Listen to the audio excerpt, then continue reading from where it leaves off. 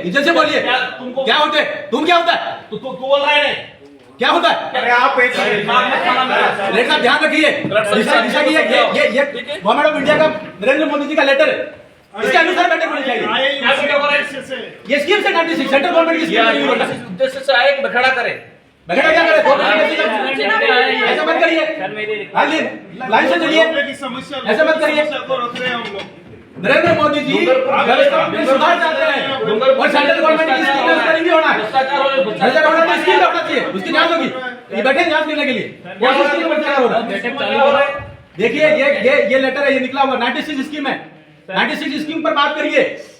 मुख्यमंत्री बीमा योजना कहाँ पर बात कर रहे हो? ये आदमी सिर्फ बखड़ा करने आया है।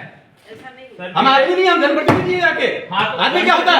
कैसे बोल रहे हो? बैठक में दिशा की बैठक में दिशा का गाइडलाइन चाहिए। अध्यक्ष चाहेगा दूसरे इशू पे होगा, अध्यक्ष की अनुमति होगा तो क्या सारे होंगे? मुख्यमंत्री जी की स्कीम की बातें होंगी, मुख्यमंत्री जी की स्कीम की बात कैसे हो सकती है?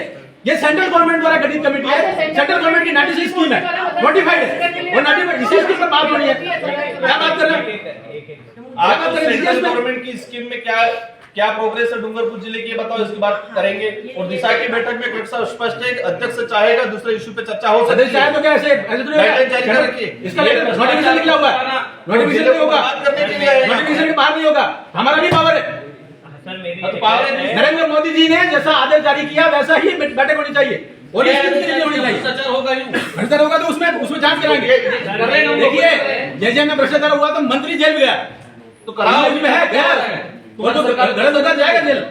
लेकिन स्कीम की जो नोटिफाइड है उसके अनुसार तो बात करेंगे।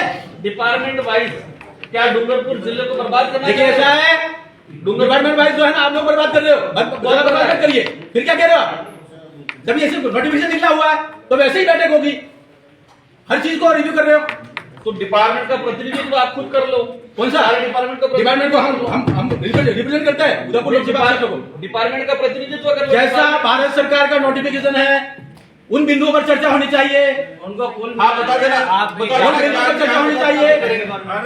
हाँ उसी में लीजिए, हमारे बिंदु में रखेंगे हम। बैठक में बखेड़ा करना और आपने इस उद्देश्य को पूर्ण किया।